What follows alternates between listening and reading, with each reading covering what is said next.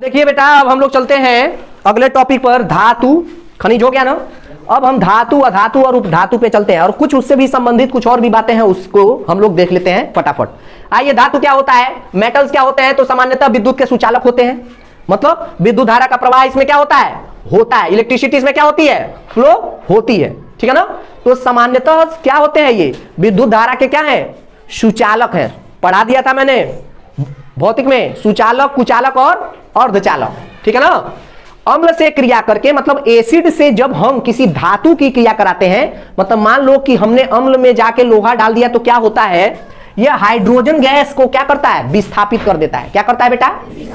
अम्ल मान लो HCl था, क्या था बेटा, HCl था, और HCl की क्रिया अगर हमने किसी धातु से करा दी, ठीक है ना, ये मान लो किसी में आई से करा दी, सॉरी क्या, आयरन को क्या बोलते हैं, Fe, क्या बोलते हैं। तो ये Fe क्या करता है, FeCl करके क्या करता है, हाइड्रोजन गैस को विस्थापित कर देता है। क्या करता है बेटा? इस प्रकार की अभिक्रिया की बात कर रहे हैं, आपसे अभिक्रिया नहीं पूछा जाएगा, ठीक है ना। यह अम्ल से क्रिया करके हाइड्रोजन गैस को क्या करता है, प्रश्न पूछा गया है, अम्ल धातु अम्लों से क्रिया करके निम्न में से किसका विस्थापन करते हैं, हाइड्रोजन का, हाइड्रोक्साइड का, दोनों का, कोई नहीं, हाइड्रोजन गैस का। और देखो, गैलियम और सीजियम को छोड़ सभी क्या है, सभी धातुएं क्या है, ठोस में है। पारा एक धातु है जो द्रव अवस्था में पाया जाता है। पारा देखो ना, थर्मामीटर में जो लगा होता है, पारा का यश हमने अभी पढ़ा सीने बा। धातुओं के ऑक्साइड क्या होते हैं बेटा, तो धातुओं के ऑक्साइड का जो गुण धर्म है वो क्षारीय है। मस्ट इंपॉर्टेंट, याद रखना, ये सारे पॉइंट बहुत इंपॉर्टेंट है। आपसे पूछ देगा धातुओं के ऑक्साइड का गुण कैसा होता है, अम्लीय, क्षारीय, उभयधर्मी, कोई नहीं, क्षारीय। धातु क्षारीय प्रवृत्ति के होते हैं। अब आते हैं अधातु क्या होते हैं, तो अधातु, और एक बात और भी अघात वर्धनीयता पूछ सकता है, अघात वर्धनीयता, ठीक है बेटा। अघात वर्धनीयता क्या होता है समझ लो, घात लगा के बैठल, घात मतलब मारे खातिर, घात मतलब बस याद करो, अघात वर्धनीयता पीट पीट के उसको क्या कर सकते हैं, पतली चद्दर बना सकते हैं। प्रश्न पूछा था पिछले बार में, अघात वर्धनीयता का मतलब किसी भी धातु का पतला चद्दर तैयार करना, मतलब पीटने पर वो टूटता, भंगुर नहीं है, भंगुर नहीं, वो टूटेगा नहीं, वो क्या हो जाएगा, पतले फॉर्म में कन्वर्ट हो जाएगा। घात वर्धनीयता का मतलब समझ में आ गया। तन्यता का गुण मतलब खींचते हैं, खींचते जाएंगे लेकिन वो टूटेगा नहीं। अघात वर्धनीयता मतलब पीटो लेकिन वो भंगुर नहीं है। जैसे शीशा क्या है, उसको तोड़ दोगे तो क्या हो जाएगा, भंगुर है, ठीक है ना। तो पारा समझ में आ गया, ये सारे समझ में आ गया, आते हैं। लेकिन शीशा क्या है, ठोस है, शीशा क्या है, आ जाओ। और धातु की बात करते हैं, कोई दिक्कत, तुमसे पूछा जाएगा कि तन्यता का गुण, धात्विक गुण, चमक होता है, ठोसों में क्या होता है, चमक होता है, तन्यता का गुण होता है, घात वर्धनीयता का गुण होता है, विद्युत के कुछ सुचालक होते हैं, ठीक है। तो ये सब चीजें तुम लोग जान लोगे। अघात वर्धनीयता मतलब तुम लोग हो सकता है कंफ्यूज हो जाए, अघात वर्धनीयता मतलब पीट के चद्दर के रूप में, तन्यता मतलब तार के रूप में उसको खींचा जा सकता है। लेकिन अधातुओं के साथ विपरीत है, इसका एकदम इसका उल्टा है, समझ लो। इसकी 3 अवस्थाओं में पाया जाता है, हालांकि ये भी पाया जा रहा है लेकिन कुछ अपवादों में, लेकिन मुख्यतः ये किसमें पाया जा रहा है, ठोस में। किसमें पाया जा रहा है, ठोस पाया जाता है। लेकिन अधातु तीनों अवस्था में पाए जाते हैं, ठोस, द्रव, गैस। अधातुओं के ऑक्साइड उदासीन या अम्लीय होते हैं। क्या होते हैं बेटा, अम्लीय होते हैं। और ये क्या, विद्युत के कुचालक होते हैं। क्या होते हैं, विद्युत के कुचालक होते हैं। लेकिन इसका एक अपवाद है, क्या, ग्रेफाइट। जो तुम्हारी जो पेंसिल की रॉड जो है वह रॉड ग्रेफाइट है, और ग्रेफाइट विद्युत का सुचालक होता है। हालांकि ये अधातु है, हालांकि ये मतलब पेंसिल के एक तरफ एक लाइट जोड़ना और दूसरी तरफ जोड़ना और बैटरी से कनेक्ट करके उसको वायर को दूसरे बल्ब से जोड़ देना, देखना वो बल्ब जलेगा, ठीक है ना। तो विद्युत का सुचालक होता है, और बाकी लेकिन क्या होते हैं, कुचालक होते हैं। क्या होते हैं, तो अधातु समझ में आया बेटा, इन अम्लीय होते हैं। और ये अम्ल से, क्षार से क्रिया करके ये क्या होते हैं, अम्लीय होते हैं। और ये क्या होते हैं, क्षारीय होते हैं। और ये क्या, हाइड्रोजन गैस विस्थापित कर रहा है ना, लेकिन ये क्या विस्थापित कर रहा है, हाइड्रोक्साइड क्या विस्थापित करेगा, OH माइनस विस्थापित करता है, ठीक है, कोई दिक्कत। धातु H+ हाइड्रोजन आयन, और अधातु OH माइनस। अब आते हैं उपधातु, मेटलॉइड्स के बारे में बात करते हैं। तो उपधातु हमारे वैज्ञानिकों ने पाया, कुछ ऐसे भी हमारे यहाँ कुछ ऐसे भी खनिज हैं जो धातु और अधातु दोनों के गुणधर्म बता रहे हैं। मतलब कुछ कंडीशन में जैसे ताप बदला तो धातु बन गए, और ताप बढ़ा दिया तो अधातु की तरह काम करते हैं। तो कुछ ऐसे तत्व पाए जाते हैं हमारी पृथ्वी पर जिनमें धातु के भी गुण हैं और अधातु के गुण हैं, जैसे आर्सेनिक जल में पाया जाता है। जल, तुमसे पूछ दिया जाता है कि जल में किधर आर्सेनिक की मात्रा सबसे अधिक होगी, किसके शरीर में आर्सेनिक, जो भी जल पी रहा है उसके अंदर आर्सेनिक है, कह दिया किस मानव के अंदर आर्सेनिक की मात्रा ज्यादा होगी, तो जहां पानी ज्यादा होगा वहां पर ज्यादा होगा। तो आर्सेनिक की मात्रा बंगाल में चले जाओ, पानी सारा उधर ही है। हमारे इधर मध्य प्रदेश में हो गया, महाराष्ट्र में हो गया, है क्या पानी? नहीं, वो पठारी क्षेत्र है। पानी सब किधर है? बिहार, बंगाल, ठीक है ना। तो याद रखना, आर्सेनिक हो गया और एंटीमनी हो गया, ये सब क्या है? उपधातु के उदाहरण है। और उपधातुओं के ऑक्साइड उभयधर्मी होते हैं। क्या होते हैं बेटा? इनकी ऑक्साइड की प्रवृत्ति कैसी होती है? उभयधर्मी। उभयधर्मी का मतलब अम्लीय और क्षारीय दोनों, अम्लीय और क्षारीय। तो याद रखना, ये क्या होता है? क्षारीय। ये क्या होता है? अम्लीय। और ये क्या होता है? अम्लीय और क्षारीय। याद रखना, इसको अच्छे से तैयार कर लेना। यहां लिख लेना धातु, यहां लिख लेना क्षार, यहां लिख लेना धातु, अधातु, यहां लिख लेना अम्ल, और यहां लिख लेना उपधातु, और लिख लेना उभयधर्मी। उभय, लेकिन अधातु क्या है? अम्लीय भी है और क्या है? उभयधर्मी भी है। उभय अम्लीय भी है और उदासीन भी है, मतलब उभयधर्मी भी है। ठीक है, तो ऐसे नोट कर लीजिएगा। अब आइए हम लोग बात करते हैं मिश्र धातु। एलॉय क्या होता है? मेटल एलॉय क्या होते हैं? तो दो या दो से अधिक तत्वों से मिलकर बने होते हैं, ठीक है, उन्हें क्या कहा जाता है? मिश्र धातु। मिश्र धातु का मतलब समझो, मिश्र धातु कुछ है नहीं, दो धातुओं को मिला के या एक धातु अधातु को मिला के एक अलग प्रकार का तत्व तैयार किया गया। उस तत्व का गुण पाया गया कि उस तत्व का गुण उन दोनों तत्वों के गुण से भी ज्यादा है। संकर प्रजाति, जैसे उसमें भी कहा जाता है संकर, संकर प्रजाति क्या होता है? मादा अलग प्रजाति की और जैसे जातियों की बात होती है, ठीक है, तो धर्म जातियां अलग होते ही संकर प्रजाति जन्म लेती है, ठीक है ना। तो आइए हम समझ लेते हैं बस यहीं पे। मिश्र धातु मतलब ये पाया गया, एक धातु और दूसरा धातु लाया गया और उन दोनों धातु के बीच क्रिया करा के एक नया धातु बनाया गया। वैज्ञानिकों ने पाया कि हम इन धातुओं को अलग अलग देख रहे हैं तो इनका स्ट्रेंथ अलग है, इनकी गुणवत्ता अलग है, लेकिन जब इस धातु की क्रिया दूसरे धातु से करा दिया तो उत्पन्न धातु इन दोनों धातुओं से अच्छी है, हर एक मायने में अच्छी है, स्ट्रेंथ में, पावर में और अन्य सभी गुणों में, धात्विक गुण या अधात्विक गुणों में भी कंपेयर कर लिया जाए तो मिश्र धातु मतलब प्राप्त धातु का गुण सबसे बेहतर है। ठीक है बेटा, जैसे आपने वो पढ़ा था मटर के पौधे पर किसने अभी खोज किया था? मेंडल साहब का जो नियम था, ठीक है, सफेद मटर का पुष्प जन्म लिया और वो ज्यादा विकसित हुआ। इसी को डीएनए पुनर्संयोजन कहा गया। हमने बता दिया था कि हरित क्रांति, जो भी क्रांतियों में, रिवोल्यूशन में इनहेंसिंग का काम किया जा रहा है वो यही किया जा रहा है, डीएनए पुनर्संयोजन के द्वारा किया जा रहा है। तो ये भी क्या है? अलग धातु लाया, अलग धातु लाया, दोनों से क्रिया करा। सेम धातु रहता तो सेम ना पैदा होता, उसका गुण इसका गुण बराबर रहता, लेकिन ये अलग है, ये अलग है, दोनों से उत्पन्न इनसे भी बेहतर है। तो मिश्र धातु लाया गया। जैसे पीतल, बर्तन देखो पीतल का, पीतल में वास्तव में कौन कौन सी धातुएं मौजूद हैं? तांबा या कॉपर, Cu, जस्ता, जिंक, Zn। कॉपर और जिंक को जब मिलाया गया तो पाया गया तांबा। तांबा बड़ा मजबूत होता है। सॉरी, क्या पाया गया? पीतल। क्या हो गया? पीतल पाया गया। तुम लोग देखना, कॉपर को मोड़ दोगे, कॉपर वायर आता है ना, कॉपर को आसानी से मोड़ दोगे। जाओ ना थोड़ा पीतल को मोड़ के दिखाओ, पीतल का बडुली आता है, पीतल को मोड़ के दिखाओ ना, ठीक है, मजबूत हो गया। ठीक है, और जस्ता मिलाया गया, टीन, जिंक मिलाया गया। ठीक है, अब आते हैं कांसा, वही जस्ता, टीन, तांबा और टीन। टीन मतलब एसएन, टीन मतलब बेटा एसएन, और जिंक मतलब Zn। जिंक मतलब तांबा, मतलब कॉपर, तांबा मतलब कॉपर। तो कॉपर और टीन मिलके क्या बना? कांसा।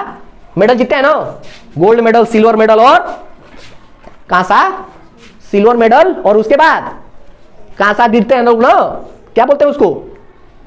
ब्रॉन्ज। क्या बोलते हैं? Bronze medal. अब आते हैं सोल्डरिंग। सोल्डरिंग करते हैं लोग, सोल्डरिंग करते हो तुम लोग ना, सोल्डर मशीन होता है, प्लेटों पे जो देखना तुम लोग, तुम्हारे रिमोट का जो प्लेट होता है उस पे सोल्डरिंग किया रहता है। सोल्डरिंग में देखते हुए एक वायर देते हैं लोग और कहते हैं गर्म करके इसको चिपका दीजिएगा, देखो ना वो टूटेगा नहीं। और वो लोहा नहीं है, वो क्या है समझो इधर, वो शीशा है और टीन है, शीशा है और टीना देखते थे ना, पहले जमाना में आता था टीना, जस्ता का है टीन, तो शीशा और टीन से मिलकर क्या बना है? सोल्डर वायर, सोल्डरिंग जिससे करते हैं। देखते हो ना कितना चमकता है, उसमें शीशा है। क्यों शीशा डाला गया है? मजबूती के लिए। क्यों डाला गया है? और देखो स्टेनलेस स्टील मस्ट पार्टेड आया है, आयरन, स्टील में कह दिया जाएगा कि क्या है, तो लोहा भी है, स्टेनलेस स्टील जिसपे कभी जंग तो नहीं लगेगा। अब लोहा का लोग सामान नहीं बनाते हैं, किसका बनाते हैं? स्टेनलेस स्टील का बनाते हैं। अब देखो स्टेनलेस स्टील क्यों आया? लोहा पे जंग लग रहा था, फिर लोगों ने स्टील ला दिया। स्टील कैसे बना? लोहा मिलाया, क्रोमियम मिलाया और निकिल मिला दिया। जब ये तीनों मिलाया तो तुम्हारे पास आ गया स्टील की पाइप, जो कभी जंग नहीं लगेगी। और जंग लगने को लिख लो, लिख लीजिए बेटा। हाँ, अब देखो बेटा, हमने ये कह दिया, ये क्या था? मिश्र धातु। ये क्या था बेटा? और ये पाया गया कि इन धातुओं से यह बेहतर हुआ, मजबूत हुआ, काम लायक हुआ। ठीक है ना? अब देखो पारा और धातु, पारा का किसी धातु के साथ जब क्रिया करके प्राप्त धातु को अमलगम कहा जाता है। नोट कर लेना अमलगम क्या होता है, कोई दिक्कत? अमलगम नोट कर लिए, इतना लिख लो। अब देखो बेटा कुछ और बातें हम बता देते हैं, थोड़ा पिछले वाले अभी स्लाइड में छूट गया था, लिख लो, बस लिख लो, ऐसे ही पूछ देगा। पृथक्करण जो पिछले वीडियो में हमने बताया था कि क्या पृथक्करण, तत्वों का, पदार्थों का पृथक्करण, पृथक्करण से लिख लो।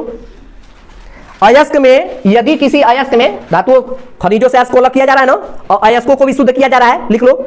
यदि अयस्क में कोई चुंबकीय अशुद्धि मिली है, मतलब वो चुंबक के द्वारा अलग की जा सकती है, जैसे लोहा मिला है किसी अयस्क में, ठीक है ना, तो उसको चुंबकीय सांद्रण विधि द्वारा अलग किया जाता है। किस द्वारा? एक मशीन होता है, उस पर उस अयस्कों को भेज दिया जाता है और नीचे क्या लगे होते हैं?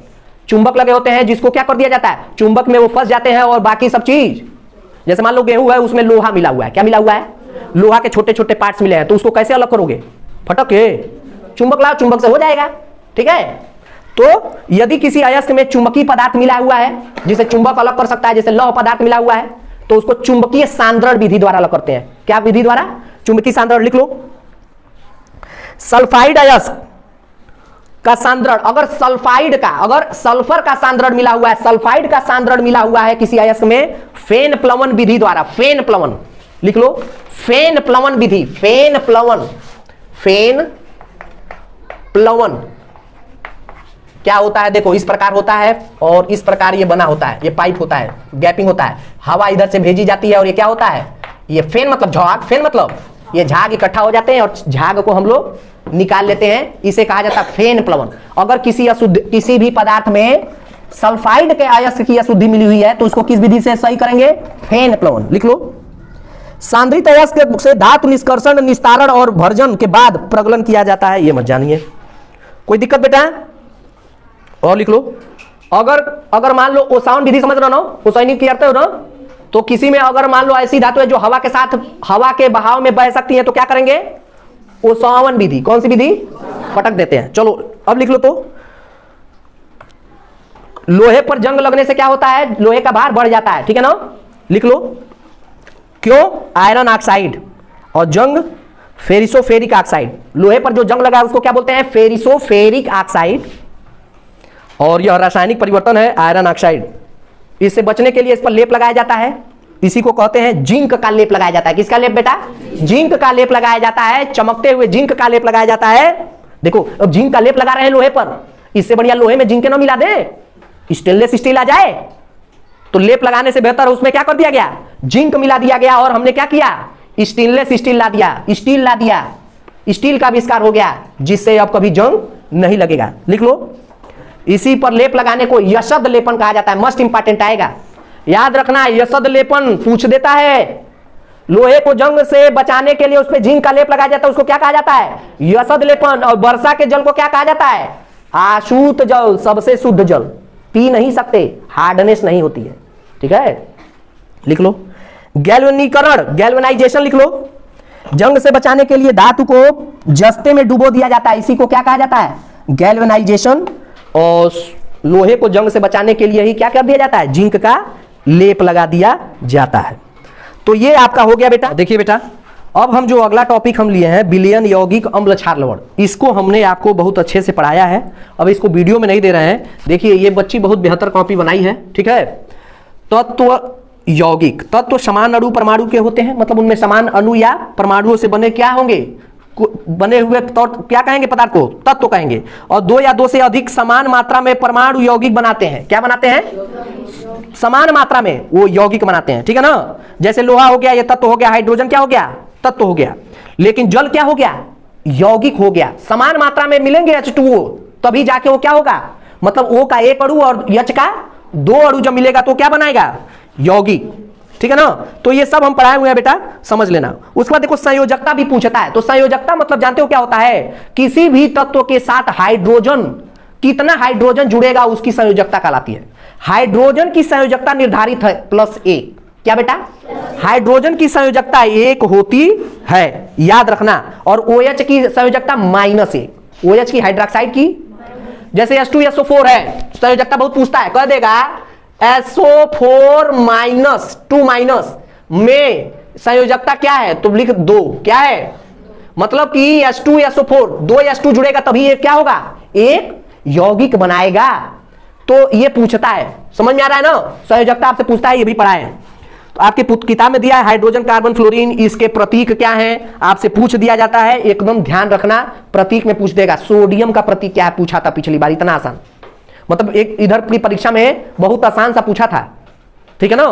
तो ये याद रखिएगा, इसमें सब दिया है, sodium, copper, iron, potassium, silver, gold, ये सभी चीजों का क्या, तत्व का प्रतीक पूछ लेता है, ठीक है ना। अभी सूत्र पर भी आ रहे हैं, वो पढ़ा देंगे। उसके बाद ये पूरा सूत्र पूरा पढ़ाया गया था, इसमें परमाणु की संख्या क्या है, ये सारी चीजें इसमें अंकित है बेटा। बहुत अच्छे से चार्ट बनाया हुआ है तुम्हारी किताब में, देख लेना, सब ये पूछता है, ठीक है बेटा। तो हम ये छोड़ दे रहे हैं और आते हैं अब हम तत्व यौगिक पढ़ लेना। अब विलयन भी सेम वही है, समान या असमान, समांगी मिश्रण, क्या समांगी मिश्रण और विषमांगी मिश्रण। और अम्ल, क्षार, लवण को समझ लो, बस पढ़ देते हैं, सुन लीजिए। अम्ल धातु से क्रिया करके हाइड्रोजन आयन मुक्त करते हैं, अम्ल कहलाते हैं।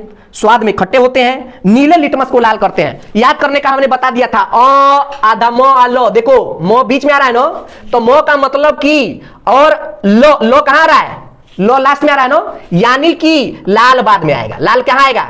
और हमेशा लिटमस से पेपर से क्रिया होगा, क्या किसी भी तत्व की क्या अम्लीयता या क्षारीयता का निर्धारण कैसे होगा, लिटमस परीक्षण से होगा। किससे होगा, लिटमस टेस्ट। कागजवा का था ना, आइए किसका तैयार किया जाता है बेटा, लिटमस पेपर किसका तैयार किया जाता है, बहुत तरह के लिटमस पेपर होते हैं ना, बताया था मैं, ठीक है।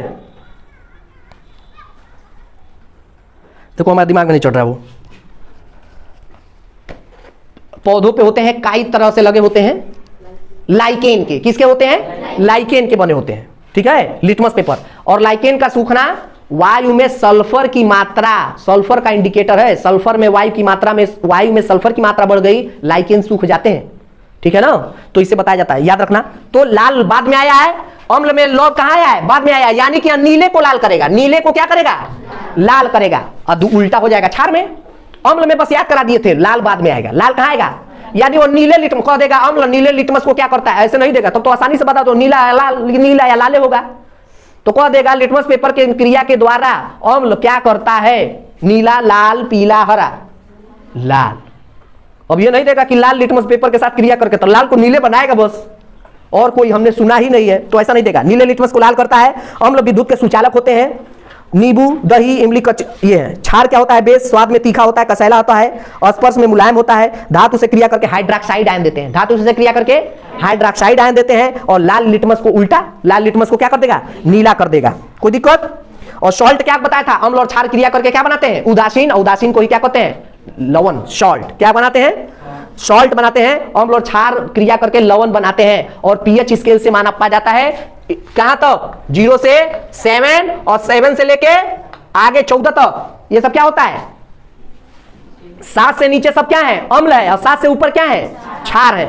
और कोई पूछ दे नमक, उदासीन है, 7 उदासीन है, क्या है, 7। तो 7 से नीचे अम्ल और 7 से ऊपर क्षार, और 7 क्या है, लवण, ठीक है ना। ये याद रखना, सारी चीजें पढ़ाए हैं तुम लोग। पीएच स्केल भी हमने पढ़ा दिया है, ब्लड का पीएच, लिटमस पेपर, लाइकेन, हल्दी भी क्या है, प्राकृतिक है, गुड़हल भी क्या है, प्राकृतिक परीक्षण है। यह क्या, अम्ल क्षार का परीक्षण कर सकते हैं। तो मैं विलयन, यौगिक, अम्ल, क्षार, लवण एकदम कंप्लीट कराया हूं, इसको छोड़ते हैं, ठीक है ना। मिश्रण योग पूछ सकता है, हेट्रोजीनियस और होमोजीनियस, ठीक है ना। क्या समांगी मिश्रण और विषमांगी मिश्रण, ठीक है ना। अब आते हैं हम लोग कार्बनिक यौगिक पे, जो हमारा अंतिम पोर्शन है। इसके बाद कुछ और बातें बच जाएंगी, उसको हम लोग कल कंसीडर करें। कार्बनिक यौगिक, कार्बन शब्द कहां से आया है? तो लैटिन भाषा के कार्बो शब्द से, कार्बो मतलब कोल होता है। कार्बन के कुछ अपरूपक हैं, तो रासायनिक गुण समान होते। अपरूपक क्या होते हैं? तो रासायनिक गुण तो समान होगा, मतलब कार्बन से बना होगा, अंदर का सब चीज है लेकिन बाहर से अलग होगा। मतलब रासायनिक गुण समान है लेकिन भौतिक गुण भिन्न भिन्न है। बना कार्बन से है लेकिन दिख अलग अलग रहा है। कितना अद्भुत बात है। उसी को क्या कहा जाता है बेटा? अपरूपक। क्या कहा जाता है? अब कार्बन के अपरूपक देख लो। एक क्रिस्टलीय, मतलब जालीनुमा संरचना होगा। क्रिस्टलीय मतलब जालीनुमा, ऐसे पूरा बंद होगा। ऐसे क्या होगा? पूरा बंद होगा, जालीनुमा संरचना होगा। और एक अक्रिस्टलीय होता है। कार्बन के अपरूपक कितने हैं? 2, क्रिस्टलीय और अक्रिस्टलीय। क्रिस्टलीय संरचना में क्या किया जाता है? ग्रेफाइट जो पेंसिल में है, फ्लोरीन और हीरा। हीरा सबसे कठोरतम है, याद रखना। और ये किसका अपरूपक है? कार्बन का। अब आते हैं अक्रिस्टलीय में क्या किया जाता है? तो कोयला, चारकोल और लैंप ब्लैक। लैंप तो आपसे पूछ दिया जाए कोयला क्या है? कार्बन का अक्रिस्टलीय अपरूप है, अक्रिस्टलीय अपरूप। और एक कुछ बातें और जान लो। हाइड्रोकार्बन्स मतलब हाइड्रो और कार्बन। हाइड्रोकार्बन क्या होता है? तो संतृप्त हाइड्रोकार्बन और असंतृप्त हाइड्रोकार्बन। संतृप्त हाइड्रोकार्बन को एल्केन कहते हैं और असंतृप्त हाइड्रोकार्बन को एल्कीन कहा जाता है, ठीक है ना। संतृप्त हाइड्रोकार्बन के क्या उदाहरण है? मतलब कार्बन के सारे मतलब इलेक्ट्रॉन हाइड्रोजन से जब जुड़ जाएंगे तो उसे क्या कह दिया जाएगा? संतृप्त हाइड्रोकार्बन। क्या कहा जाएगा? तो मेथेन और एथेन क्या है? संतृप्त हाइड्रोकार्बन है। मेथेन और एथेन डबल बॉन्ड नहीं होगा, लेकिन असंतृप्त में क्या होगा? डबल या ट्रिपल बॉन्ड। तो हमने बता दिया है एथिलीन को डबल बॉन्ड कहा जाता है और एसिटिलीन को ट्रिपल बॉन्ड कहा जाता है। इसे असंतृप्त हाइड्रोकार्बन कहा जाता है। कह देगा एसिटिलीन क्या है? निम्न में से क्या है? संतृप्त हाइड्रोकार्बन और संतृप्त हाइड्रोकार्बन दोनों कोई नहीं, असंतृप्त हाइड्रोकार्बन का उदाहरण है। असंतृप्त हाइड्रोकार्बन समझ आया? मतलब कि कार्बन का इलेक्ट्रॉन या तो हाइड्रोजन से जुड़ा है या फिर हाइड्रोजन से जुड़ा है, लेकिन यहां पर 2 इलेक्ट्रॉन कार्बन से जुड़े हैं। या तो कार्बन से जुड़ा है तो हाइड्रोजन से जुड़ा है। नहीं, यहां पे क्या हो गया? 2 इलेक्ट्रॉन कार्बन के साथ साझा कर रहे हैं, डबल बॉन्ड आ गया। 3 इलेक्ट्रॉन साझा कर रहे हैं, ट्रिपल बॉन्ड आ गया। वो असंतृप्त हो जाते हैं। क्या हो जाते हैं? अनसैचुरेटेड। क्या हो जाते हैं? अब आते हैं बेटा कुछ कोयला की बात करते हैं। इसमें से उठा लेते हैं, हीरा सबसे कठोरतम है, ठीक है। और आते हैं हमने ग्रेफाइट बता ही दिया। कोयला के बारे में जान देते हैं। एक जीवाश्म ईंधन है। जीवाश्म मतलब जिसको जलाने से ऊर्जा मिलती है। जीवाश्म ईंधन है, ये 3 प्रकार का होता है। मस्ट इंपॉर्टेंट एक क्वेश्चन जरूर आता है। भूरा कोयला या लिग्नाइट कोयला पहला कोयला है, और यह सबसे अशुद्ध कोयला माना जाता है, सबसे बेकार कोयला माना जाता है। इसमें कार्बन की मात्रा कितनी है? 38%। जलाओगे तो बहुत धुआं निकलेगा। ऊर्जा कम, धुआं ज्यादा। तो भूरा कोयला या फिर लिग्नाइट, तुम्हें लिग्नाइट नाम दे सकता है, ठीक है ना। तो सबसे बेकार कोयला है लिग्नाइट। डामर कोयला या बिटुमिन कोयला 65% कार्बन होता है, ठीक है ना। ये द्वितीय प्रकार का कोयला है। और तृतीय प्रकार का कोयला है सबसे बेस्ट कोयला, सबसे अच्छे क्वालिटी का जो कोयला है, एंथ्रासाइट कोयला है। याद रखना, पूछा है कि सबसे बेहतरीन क्वालिटी का जो कोयला होता है उसको क्या कहते हैं? तीनों विकल्प देते हैं। एंथ्रासाइट। क्या बोलते हैं बेटा? अब कुछ बातें इतना समझ में आ गया। अब देख लो बेटा, कुछ पदार्थ है, कुछ रासायनिक नाम है और रासायनिक सूत्र। आपकी परीक्षा में एक क्वेश्चन 100% इसमें रहा है, हर साल रहा है, तुम भी जानते हो। मैं लिख दिया हूं चूना पत्थर या खड़िया। चूना पत्थर को रासायनिक नाम क्या है? Calcium carbonate, CaCO3। खाने वाला नमक या खाने वाला नमक को ही क्या क्या कहा जाता है? Baking soda, cooking soda. बेचने वाला सोडा बेकिंग ले लो, और कुकिंग मतलब बनाने वाला। तो खाने वाला सोडा या बेकिंग सोडा या कुकिंग सोडा, तीनों नाम एक ही है। सोडियम बाइकार्बोनेट पिछले बार आया है, NaHCO3। धावन सोडा या धोने वाला, कपड़ा धोने वाला सोडा, नमक sodium carbonate NaCO3 into 10H2O। साधारण नमक NaCl, सोडियम क्लोराइड। और इसमें एक और नाम ऐड कर लो, कास्टिक सोडा। क्या बेटा? Caustic soda, sodium hydroxide NaOH, ठीक है। ये तुमसे पूछा गया है। कुछ और बातें हम बता देते हैं, थोड़ा नोट कर लीजिए। काले हीरे को बोल्ट कहा जाता है। क्या कहा जाता है? काले हीरे को बोल्ट कहा जाता है। शीशा काटने के काम आता है।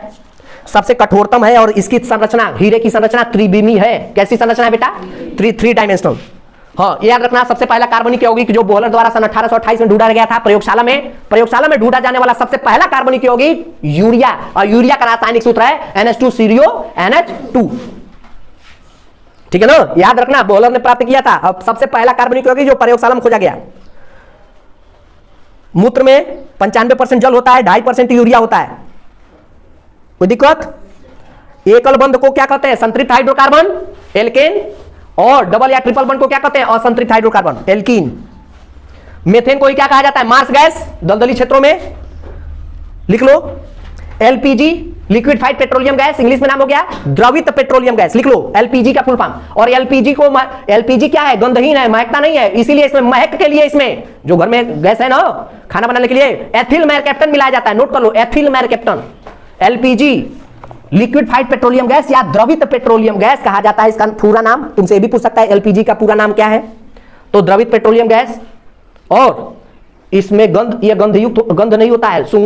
एलपीजी गैस निकल जाएगा, जल जाएगा पूरा घर, पता नहीं चलेगा, इतना खतरनाक था। इसीलिए उसमें थोड़ी सी मात्रा में अगर एथिल मैरकैप्टन मिला दिया जाए, इतना खतरनाक बदबू करता है कि थोड़ा सा गैस निकला कि आदमी बेचैन हो जाता है, गैस निकल रहा है।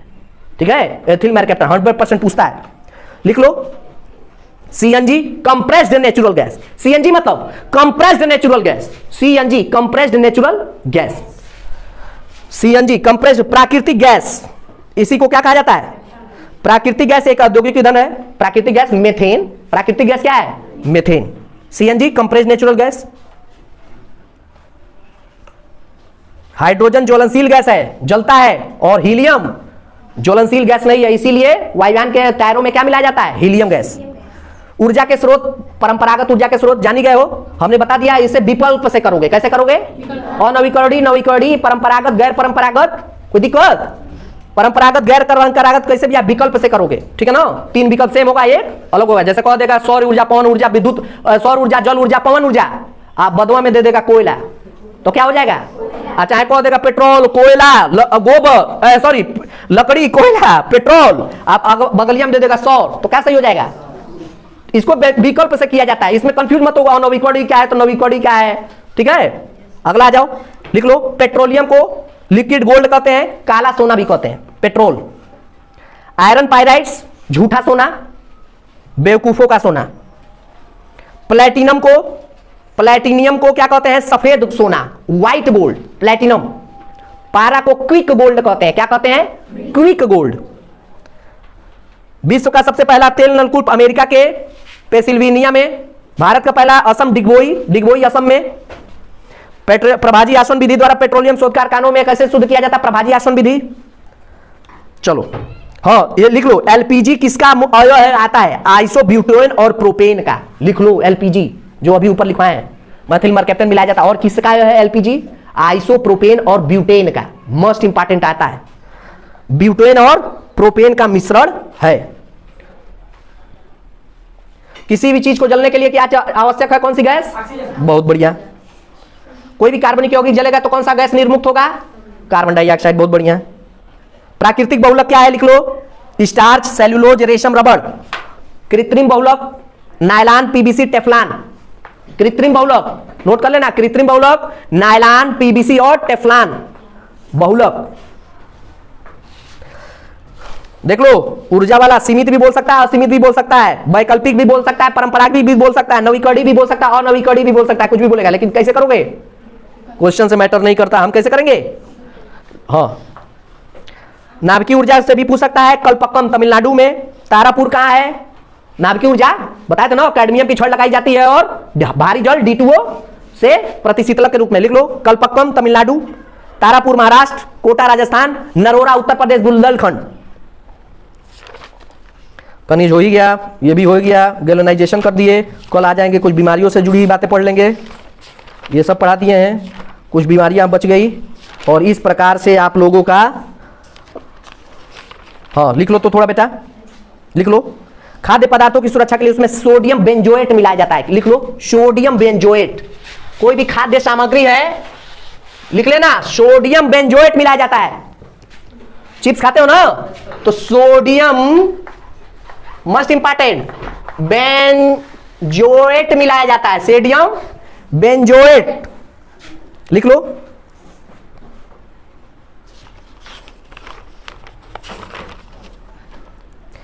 प्राकृतिक परीक्षण कैसे करता है? गुड़हल से, हल्दी से। ठीक है ना? अम्ल क्षार का ये नहीं पढ़ा रहे, और लोग कर लो। अम्लराज क्या होता है?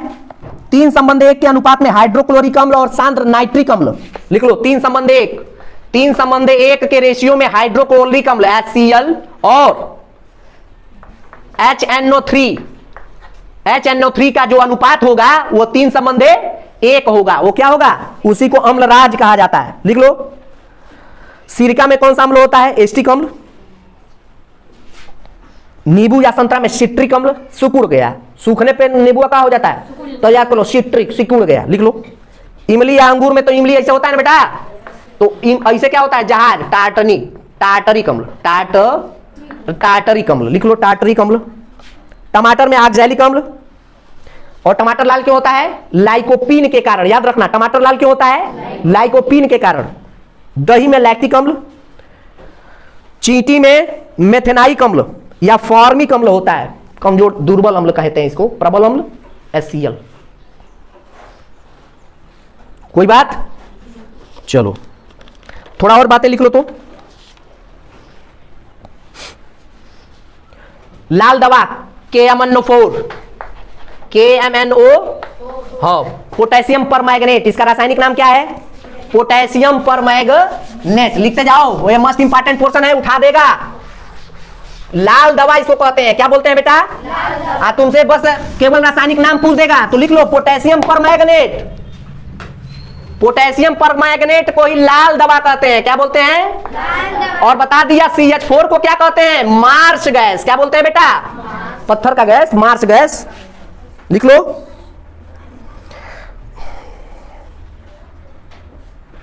हो गया, लिखो। D2O को क्या बोलते हैं, भारी जल। क्या बोलते हैं बेटा, भारी जल। अगला लिख लो, प्रोड्यूसर गैस CO+N2, CO+N2 को बोलते हैं प्रोड्यूसर गैस, प्रोड्यूसर गैस। मस्त इंपॉर्टेंट आया है, प्रोड्यूसर गैस। लिख लो। CO+H2 को क्या बोलते हैं, वाटर गैस। क्या बोलते हैं बेटा, वाटर गैस। लिख लो। CO+N2 को बोलते हैं प्रोड्यूसर गैस और CO+H2 को बोलते हैं वाटर गैस। लिख लो। मेथेन को मार्स गैस या कोल गैस कहते हैं। क्या बोलते हैं बेटा, कोल गैस। लिख लो। ब्लीचिंग पाउडर CaOCl2,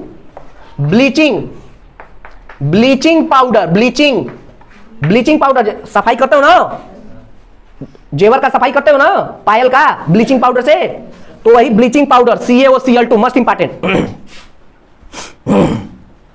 और ब्लीचिंग पाउडर का इस्तेमाल क्लोरोफार्म, निश्चेतक, क्लोरोफार्म को क्या बोलते हैं, जिप्सम, CaSO4 × 2H2O। लिख लो।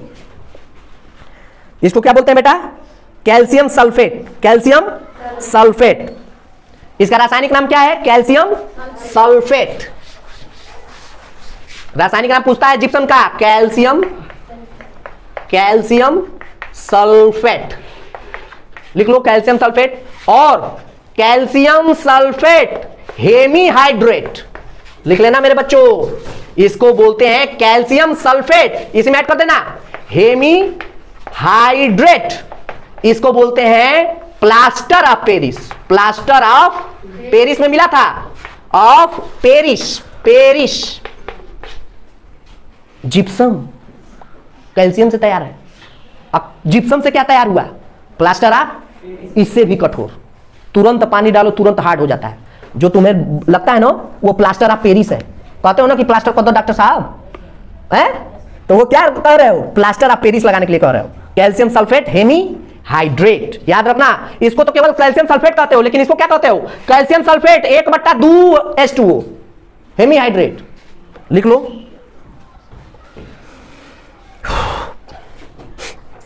RDX तो नहीं पूछेगा, विस्फोटक।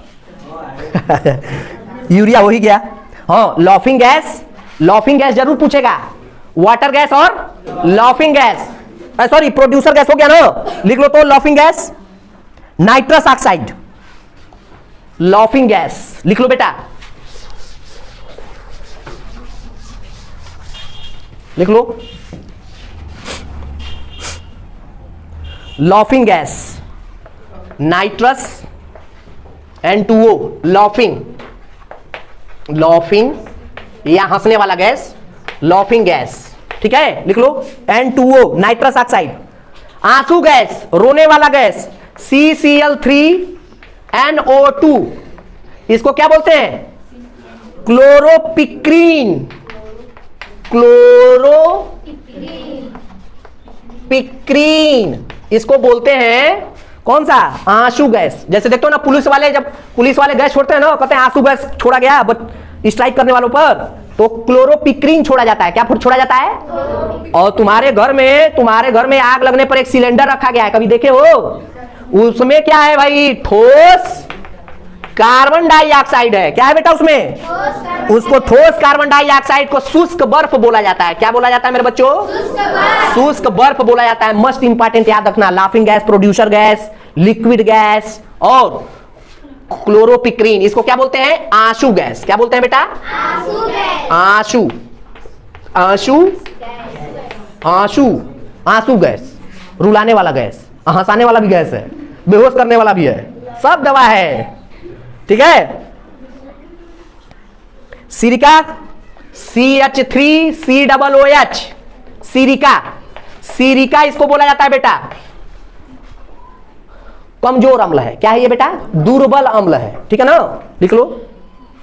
फिटकिरी, पोटेशियम एल्यूमिनियम के silicate, K2SO4 Al2SO4 into half H2O 24 H2O, sorry, फिटकिरी नहीं पूछेगा।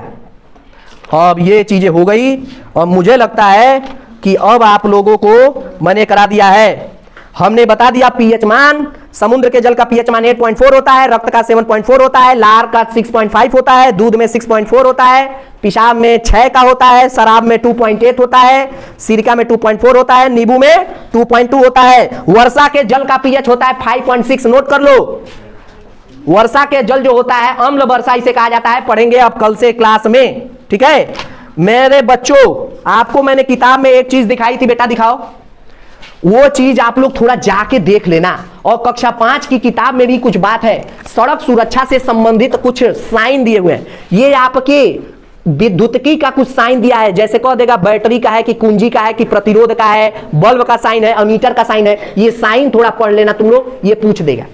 जैसे पिछली बार आ गया था बैटरी का साइन, ऐसे ही सड़क सुरक्षा से संबंधित पुल का साइन, ठीक है, जेब्रा क्रॉसिंग है कि क्या है, ये सब देख लीजिएगा।